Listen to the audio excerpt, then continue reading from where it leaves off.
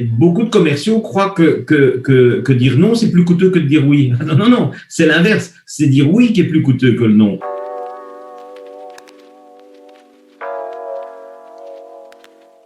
Ok, super. Bonjour Jean-Michel.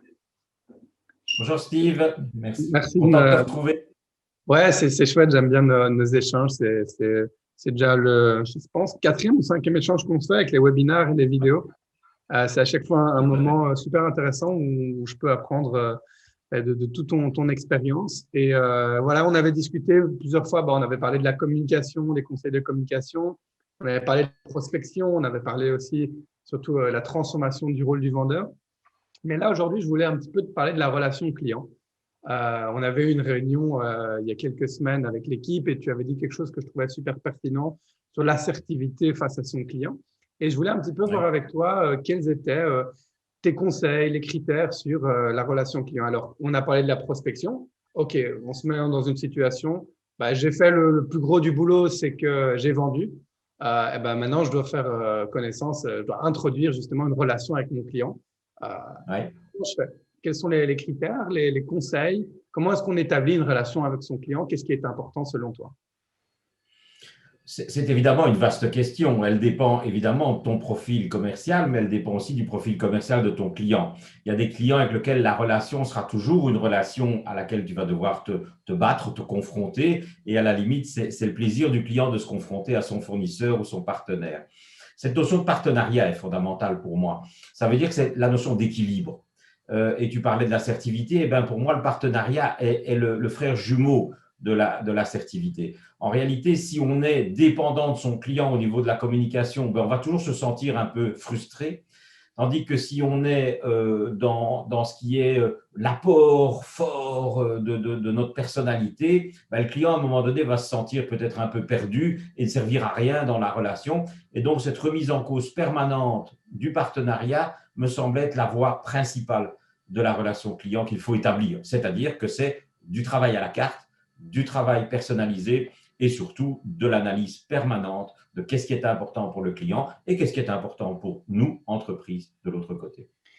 Et quand disons, parce que ce que je trouve intéressant, c'est quand dans le travail de prospection, on joue un rôle de vendeur et la personne joue un rôle d'acheteur. Et des fois, on met de côté un petit peu les aspects de la personnalité parce qu'on doit mettre cette casquette et on doit garder cette casquette-là. Et une fois qu'on a le premier rendez-vous client-fournisseur, j'ai l'impression que le masque qui tombe un petit peu. Comment est-ce que tu approches justement ce tout début? Mais il y a deux éléments fondamentaux qui sont dans cette notion de masque ou cette notion de relation dont tu parles, c'est la sympathie et la confiance. Ce sont les deux paramètres qui permettent de chaque côté de la relation client de se dire « Ah je suis sympathique, donc je vais plaire. Il a confiance en moi, donc on va avoir une relation. » Ces binômes sympathie, confiance sont deux choses qui sont relativement fragiles parce que la sympathie, je suis un garçon extrêmement sympathique, tu sais ça, Steve, hein, mais je ne plais pas à tout le monde. Et la confiance, c'est quelque chose pour moi qui est évidemment nécessaire dans la relation. Ce que je vais dire ne doit pas être mal pris, mais la confiance, c'est aveugle. Et faisons-nous confiance en nous-mêmes? C'est déjà une question qu'on peut se poser.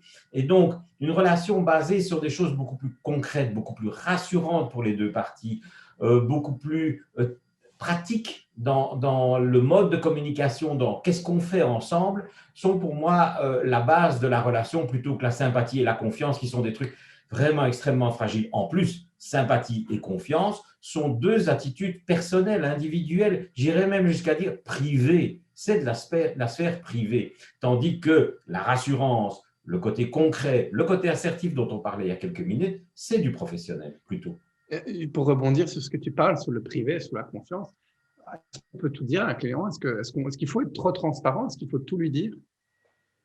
Donc, c'est pourquoi la confiance est un élément douteux parce que quel est le rapport entre tout dire et honnêteté, entre confiance et sympathie? C'est toujours extrêmement difficile. Il y a parfois des choses qu'on ne veut pas dire au client parce qu'on n'en est pas sûr soi-même. On ne va pas dire, écoutez, la livraison va se faire telle date parce qu'on n'en est pas sûr soi-même. Et donc, plutôt travailler avec le client dans l'axe de « je ne le sais pas, mais dites-moi ce qui est important pour vous », me semble être le côté professionnel de la relation du commercial. Souvent, les commerciaux oublient qu'ils sont des professionnels et ils font plus confiance à leur attitude, à leur expérience, à la sympathie, à des tas de choses qui, pour moi, sont extrêmement dangereuses. Et souvent, on a des clients, des commerciaux qui viennent me dire, mais c'était pourtant un bon client. C'était pourtant un bon client. Ça veut dire quoi? Quelqu'un qui me fait, ah, mais il me faisait confiance, j'avais une relation. Ah, bah oui, ben non, ben non, ben non. Est-ce qu'on peut, selon toi, aller dans le personnel ou il faut garder une certaine distance? Bien sûr, ça dépend des circonstances, mais comment est-ce que tu approches cette question-là? Le client n'est jamais un copain. Le client n'est jamais un copain. Et je pense que c'est même mauvais. C'est même mauvais quand un client est un copain, parce qu'alors à ce moment-là, on va peut-être cacher en fonction de sa personnalité. Quelqu'un qui est empathique, ben, il va tenter de cacher à l'autre qu'il a peut-être d'autres propositions ou d'autres prix ou, ou quelque chose derrière la tête. Et donc, cette notion d'amitié, voilà, si elle se traduit par l'assertivité, je suis d'accord. Mais assertif dans l'amitié, ça peut exister aussi. Si tu veux, on en parle dans quelques minutes de l'assertivité. C'était justement ma prochaine question. Est-ce qu'il faut se plier à son client? Est-ce que le client est roi, selon toi? Ben, c'est une vieille formule. Hein. Il y a déjà longtemps que les rois, on leur a coupé la tête à certains, ou on les a défenestrés. C'est Donc, bien je dit. crois que l'expression, elle est devenue très, très, très basique depuis la Révolution française. Hein. Soyons clairs, depuis 1789, je crois que c'est une expression qui est éculée. Depuis la prise de pouvoir par le peuple, ben, la notion de client roi est devenue un peu désuète, bien que c'est toujours utilisé hein, dans la publicité et dans les choses comme ça. Non, je pense que fondamentalement, la relation client doit s'établir sur un équilibre.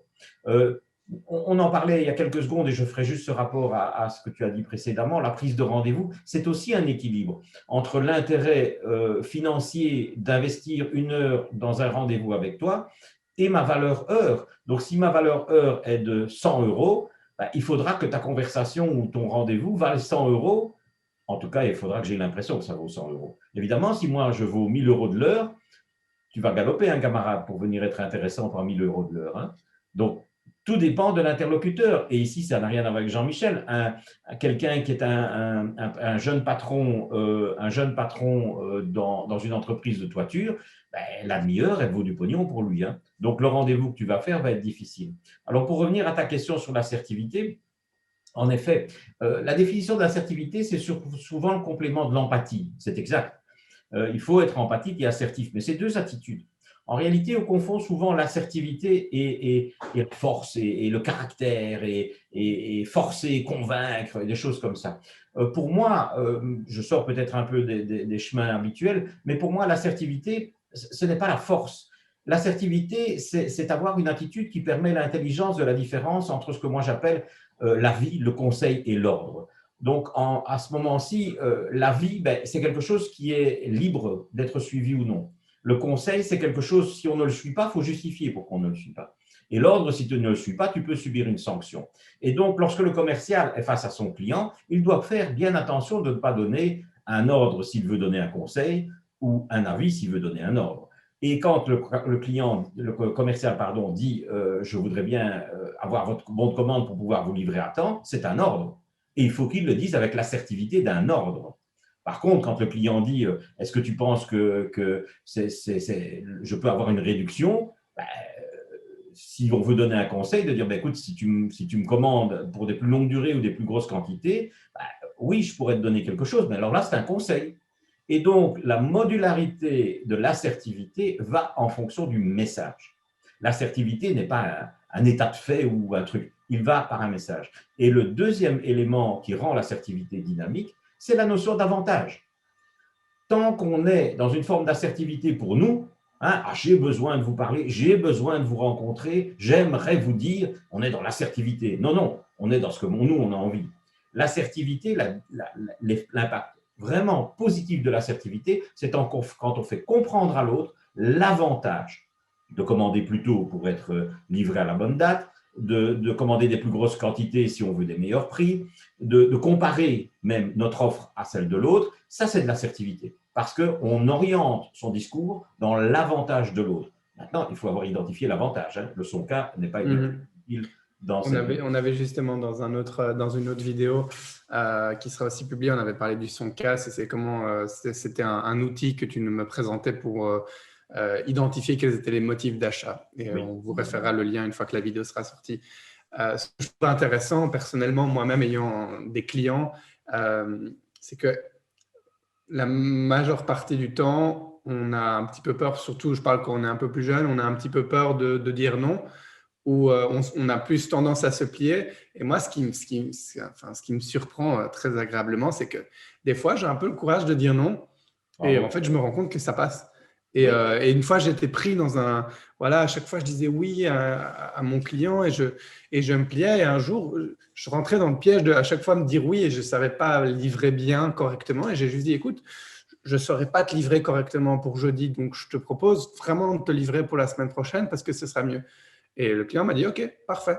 Et donc, des fois, on a tendance à tomber dans le piège et pas oser. Et si on ose, en fait, Non, mais ça tu as passe. vraiment défini l'assertivité. Pour te faire bien, je te le fais la semaine dernière. Tu as eu l'assertivité et en même temps une assertivité négative, c'est-à-dire de dire non. Mais beaucoup de commerciaux croient que dire non, c'est plus coûteux que de dire oui. Non, non, non, c'est l'inverse. C'est dire oui qui est plus coûteux que le non. Parce qu'on s'investit, on s'engage, on prend des engagements. Tandis que dire non, ben, ça permet au client de se rendre compte qu'il y a des limites. Et le rôle d'un commercial, c'est aussi de fixer des limites parce que tout n'est pas possible. Alors justement, pratiquement, ma question pour toi est, ben, moi dans ce cas-là, bon, avec le temps, c'est quelque chose que je commence à plus à développer, comme je suis beaucoup en contact avec vous chez Archetype, je commence à développer un peu des réflexes, mais ce jour-là, c'est venu parce que, bah, pour avoir quand même un terme correct, j'étais un peu dans la mouise et j'avais pas le choix de lui dire non.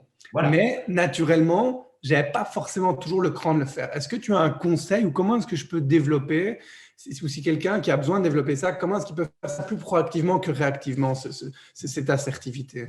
Mais je pense que le meilleur outil, c'est la notion d'avantage. Qu'est-ce qu'un avantage? C'est une valeur ajoutée. Et lorsque tu fais la balance de la valeur ajoutée entre le non et le oui, quelle est la valeur ajoutée du oui, quelle est la valeur ajoutée du non pour le client, pas pour toi, pour le client. Que ce soit dans la qualité de ce que tu vas délivrer, que ce soit dans l'information que tu vas lui donner, dans la prise de rendez-vous, même le temps. Est-ce que c'est entre deux rendez-vous que je vais aller voir ce client-là? Ah, ben, si c'est entre deux rendez-vous, je ne serai pas prêt, ou je n'aurai peut-être pas le temps, ou je serai en retard. Dire non, ce jour-là, ça ne va pas, un autre jour. Donc, cette capacité à ce que tu puisses analyser en réalité la vraie valeur ajoutée de ce que tu vas dire au client.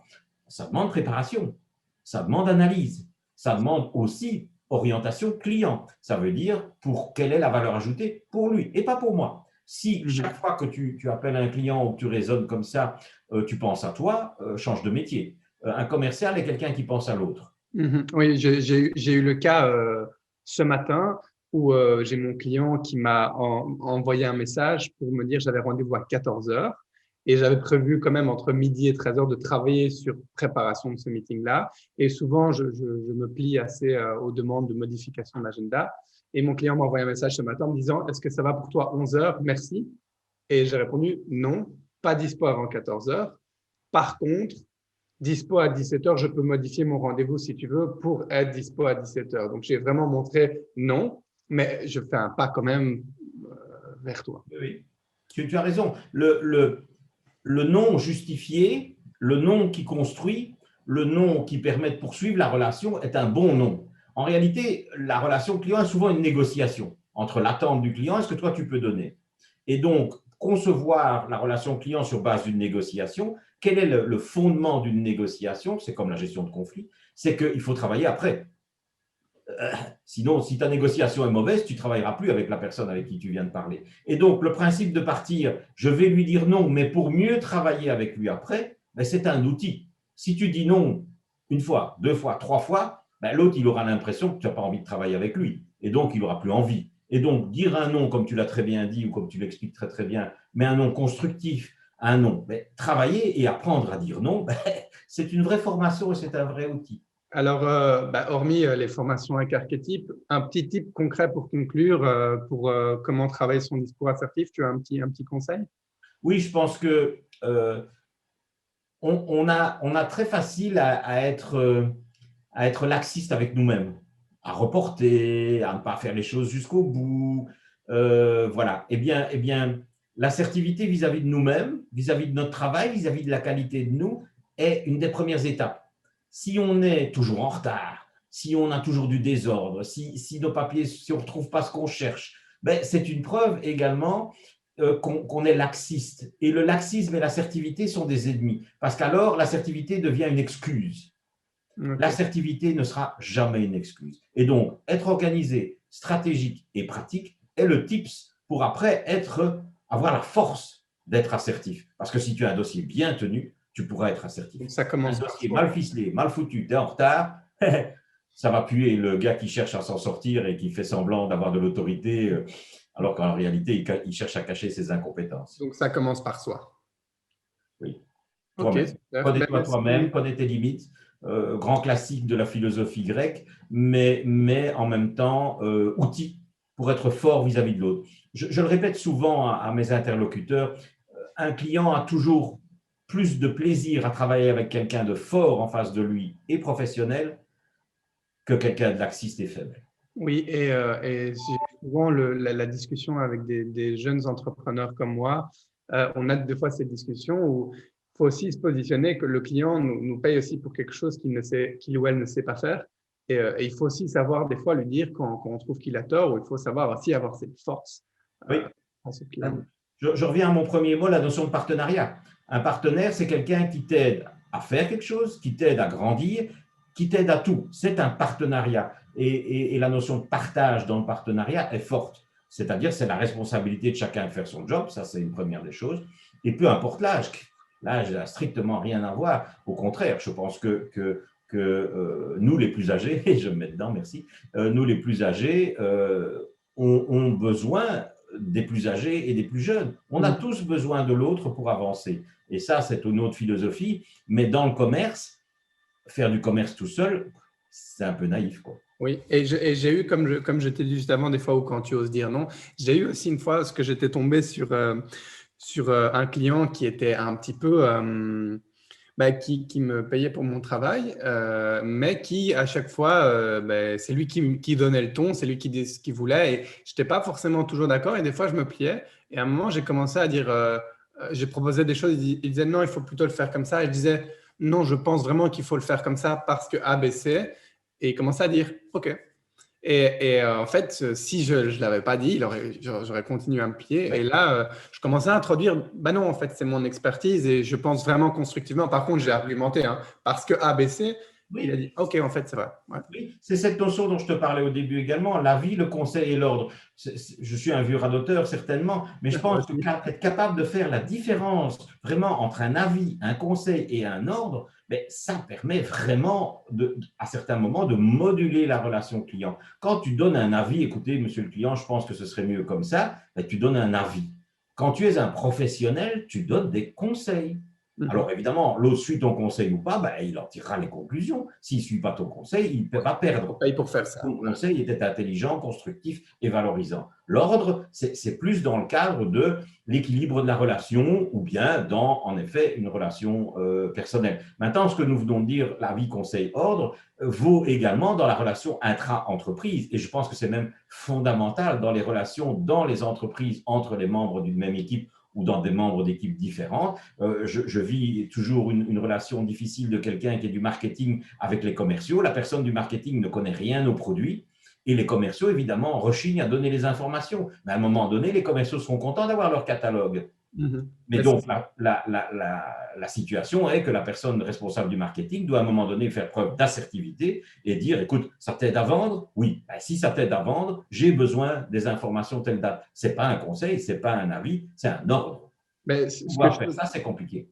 Ce que je te propose, Jean-Michel, j'ai vraiment très bien aimé ce petit format en dessous de 20 minutes. C'était très enrichissant. Et je te propose que le prochain sujet, justement, on aborde cette question-là, la communication avec ses collègues, l'assertivité avec ses collègues, comment est-ce qu'on interagit avec ses collègues. Tout à fait, avec plaisir. Avec plaisir, Steve.